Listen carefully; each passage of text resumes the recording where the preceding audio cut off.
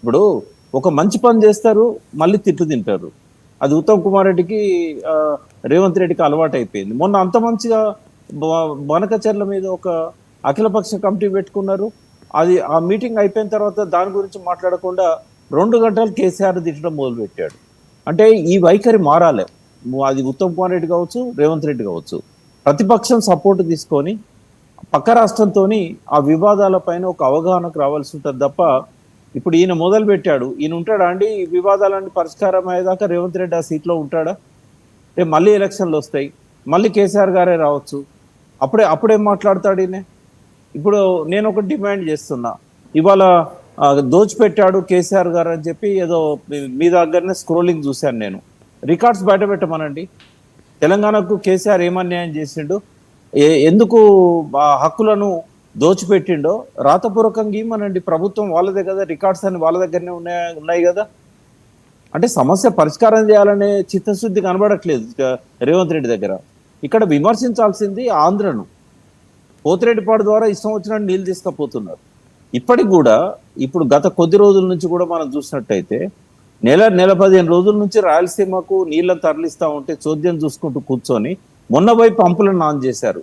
ఇవాళ మహబూబ్ నగర్ జిల్లాలో కల్వకుర్తి, నెట్టెంపాడు, భీమా పరిధిలో ఉన్న అనేక వందలాది వేలాది చెరువులలో నీళ్లు లేవు, వర్షాలు పడట్లేదు.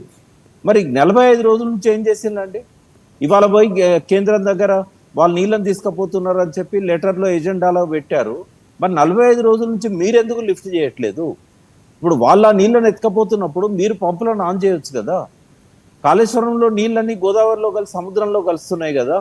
రోజుకు 4-5 టీఎంసీలు పోతున్నాయి. మరి రోజుకొక టీఎంసీ ఎత్తుకొని ఇవాళ మన రిజర్వాయర్లు అన్ని ఖాళీగా ఉన్నాయి. మిడ్మానేర్ ఖాళీగా ఉంది, ఎల్లంపల్లి ఖాళీగా ఉంది, వస్తాయో రావో తెలియదు. తర్వాత మనకి ఇక్కడ ఉన్న మల్లన్న సాగర్ ఖాళీగా ఉంది, కొండపోచమ్మ సాగర్ ఖాళీగా ఉంది. మధ్యలో ఉన్న రిజర్వాయర్లు అన్నపూర్ణ, రంగనాయక సాగర్ ఖాళీగా ఉన్నాయి. అవి ఎత్తిపోసుకోమంటే ఎత్తిపోసుకోరు. ఆంధ్ర వాళ్ళ మీద కామెంట్ చేస్తూ ఉంటారు. వాళ్ళు చేయాల్సిన పనులు వాళ్ళు చేయట్లేదండి. ఈ ప్రభుత్వానికి చిత్తశుద్ధి అయితే అనిపిస్తలేదు. బట్ ఇవాళ ఏదైతే ఒక ఇనిషియేటివ్ తీసుకున్నారో, కనీసం ఆ చంద్రబాబు నాయుడుకు ఆయనకున్న సత్సంబంధాలను తెలంగాణ అభివృద్ధి కోసం, జల వివాదాల పరిష్కారం కోసం ఉపయోగించుకుంటే తప్పకుండా మేమంతా రేవంత్ రెడ్డిని అభినందిస్తాం.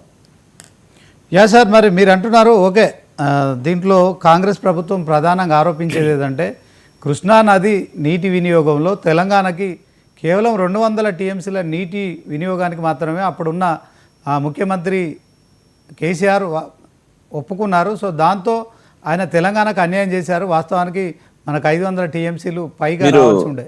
మీరు ఆ లెటర్ తెప్పించుకొని చదవండి. అది ఓన్లీ ఫర్ 1 ఇయర్ అని ఉంది. తర్వాత ప్రతి సంవత్సరం కూడా వాళ్ళు ఇదే విషయం మీద, అది కూడా మనం వాలంటరీగా ఇచ్చింది కాదు, మనం 500 టీఎంసీలు కావాలని అడిగితే అది ఎంతకు తేలలేదు. ఎందుకంటే చంద్రబాబు నాయుడు అటు పక్కన ఉన్నాడు కాబట్టి మీరు ఏం చేసుకుంటారు, మీకు ప్రాజెక్టులే పూర్తి కాలేదని చెప్పి ఆ వాదన తీసుకొచ్చాడు. బట్ ఆ రోజున్న పరిస్థితి ఏంటంటే 2014లో ఆ ఒప్పందం చేసుకున్నప్పుడు మన దగ్గర 299 టీఎంసీలు ఏవైతే మనకు హక్కు ఉన్నదో అవి కూడా ఉపయోగించుకునే పరిస్థితి లేదు. ఎందుకంటే సమైక్య రాష్ట్రంలో జరిగిన అన్యాయాల వల్ల ఏ ప్రాజెక్టులు కూడా పూర్తిగా